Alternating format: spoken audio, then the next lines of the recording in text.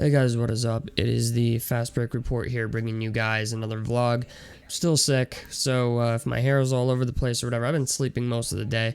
I made a video earlier today talking about the Pacers and their win against the Bucks, but I wanted to talk about the Phoenix Suns because obviously topic of discussion now is this is a team that got swept. They didn't even win a single game in the first round against the Minnesota Timberwolves, and they were a team that everybody expected to be a championship team. A lot of people expected them to come out of the West when they traded for Kevin Durant, and then they took it a step further and traded for Bradley Beal. Now, I have my own opinions on this, but unfortunately, the Phoenix Suns are in a really tough spot. They are more than likely going to fire Frank Vogel, which I'm hoping they do because I would love to see the Pacers bring him on as an assistant coach.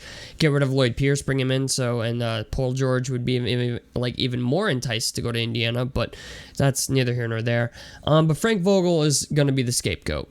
He's going to be the guy who loses his job. Unfortunately, it will probably be one of his last head coaching jobs in the NBA. He's probably going to go into assistant coaching for a while, and then he'll get another opportunity at another point in time, most likely.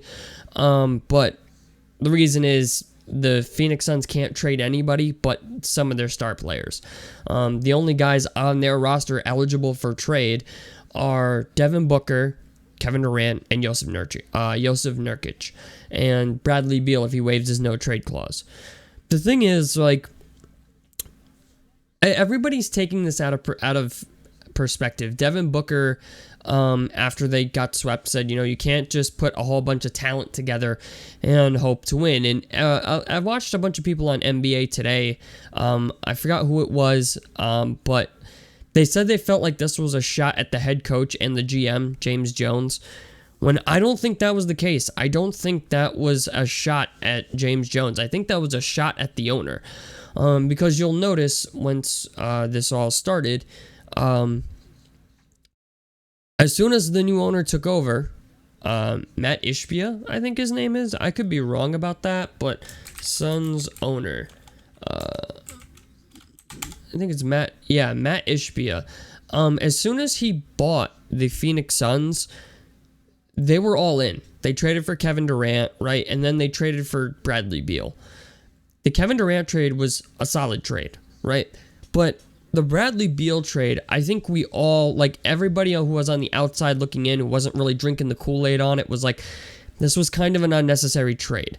I understand why he did it, but at the same time, it was like, Bradley Beal has arguably the worst contract in the NBA. He's getting paid, $254 million? That was the extension he signed with the Wizards before they traded him, and it's for a guy who's not even guaranteed to get you to the playoffs. We're talking a guy who's making Luka Doncic, Stephen Curry, LeBron, Nikola Jokic money, and he's not one of those players. So when I saw this trade, I was like, well, they're not really gonna have a whole lot to do once they trade for him, because once this trade happened, I'm like, there's no bench unit. They don't even have a fucking point guard. And once I watched this team play during the regular season, obviously Bradley Beal was injured for most of it. And honestly, it felt like a bad move at the time. And obviously, on paper, they were supposed to be a good team. But you'll find out a lot in the NBA that just because you put talented people on one team doesn't mean your team's going to win. We've been learning that the hard way the past couple of years with the Brooklyn Nets. Same thing with, the Phoenix Suns now. There's been a couple of teams that it's like they've just tried to put the most talented team together based on talent and not based on chemistry or fit, and hope it works. Now, yes, Devin Booker was able to run point guard, and it worked relatively well, being that I wasn't sure if he could really run point guard. But the problem is the Phoenix Suns are now in salary cap space hell. They can't even offer anyone a mid-level exception. So Grayson Allen's probably gone. He's one of the guys on their team that I believe is a free agent this summer, and Grayson Allen has been really fucking good. He's a guy that's going to get paid to go someplace else. And the worst part about this for the Phoenix Suns is they were so all in on this Bradley Beal, Devin Booker, Kevin Durant trio that they don't even have any draft picks. They traded first round picks and pick swaps. They don't have a first round pick until 2030. And it's 2024, and this thing is already not looking good.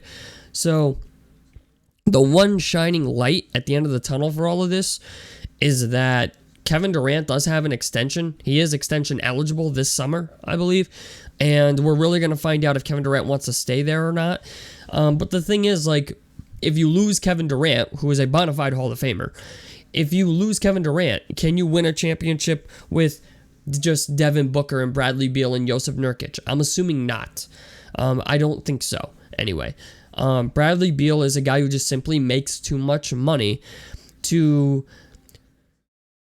really justify being on that team or being a championship team. He would have to really take a significant step forward and, prove himself in the play. Like, he got fouled out in their last game. Like, if you watch the Phoenix Suns play the Minnesota Timberwolves in their last game, he fouled out. Like, he played like shit, too. I don't remember what his stats were, but I watched it last night, and I knew he fouled out, and his stat line was fucking terrible.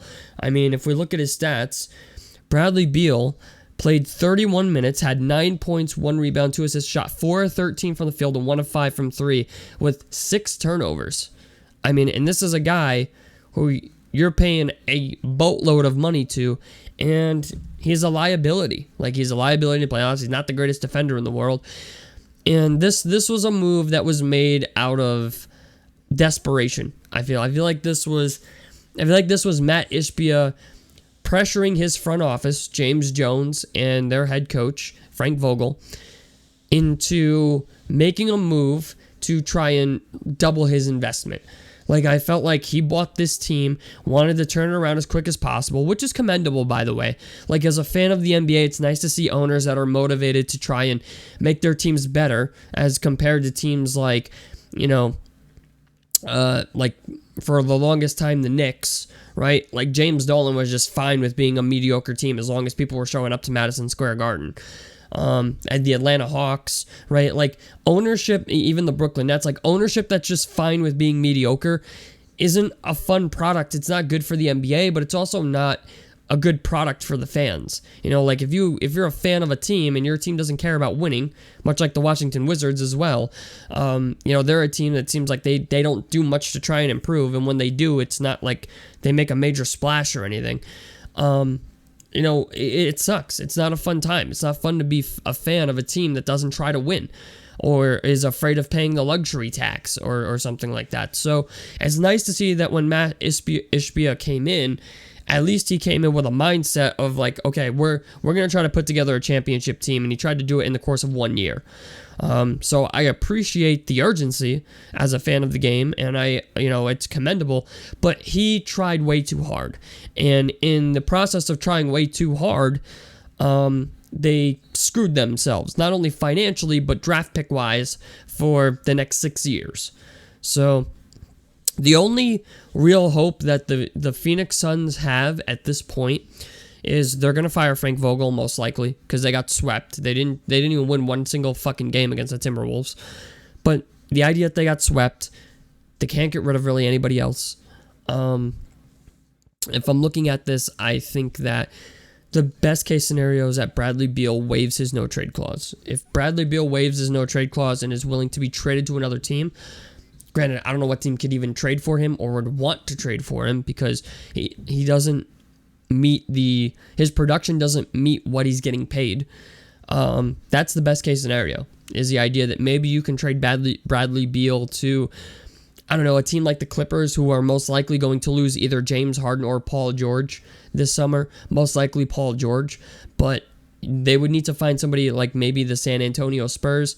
Maybe they become desperate enough for you to trade Bradley Beal to them and get some picks out of them. I don't know. It sucks for Bradley Beal because I've always said, free Bradley Beal. I was a part of that team. I really wanted him to see him play for the Knicks, but he gets paid so much money and he's not a good postseason player. And now at this point, he's a bigger liability to the Suns than he is an asset, especially when you gave up so much to get him. So I don't know, man. I don't really know what the future holds for the Suns, but it sucks that they went all in on this. And in the course of 1 year, it's pretty much over. Now, you might have guys in free agency that will go there on vet minimum deals. That's always a possibility, and with how good that team is, maybe it happens. But the DeAndre Ayton trade for them was very good. You know, like the DeAndre Ayton trade at least brought in more bench depth for that team, but they're still in salary cap space hell, and unless they can get out of it, I don't think this team's going to be very successful. I think at some point in time, not only is Kevin Durant going to want out, but Devin Booker is going to want out. And if that's the case, you're going to be stuck with Bradley Beal again, and that's a possibility as well. That's probably the more likely thing to happen, is the idea that Kevin Durant and Devin Booker just decide, you know what, this isn't going to work. I want to go someplace else. Devin Booker, you could get some draft capital for. Same thing with Kevin Durant. Even at 35 years old, he'll be 36 before September, in September, before the season starts next year. But they're two guys you could get a lot of draft picks for. And, unfortunately, Matt Ishbia, as much as he wanted to win, managed to fuck things up more than he managed to make them better. So, and I get that, I understand James Jones came in, didn't want to lose his job. Maybe he just was doing what Matt Ishbia wanted. But in the process, they managed to ruin the entire fucking team. So, we'll have to see how this offseason transpires for the Phoenix Suns. It'll be very interesting. So, what you guys think about this down below in the comment section below. Like helps me out. Subscribe if you guys want to see more on the Fast Break Report. And I'm out of this motherfucker. Peace, guys.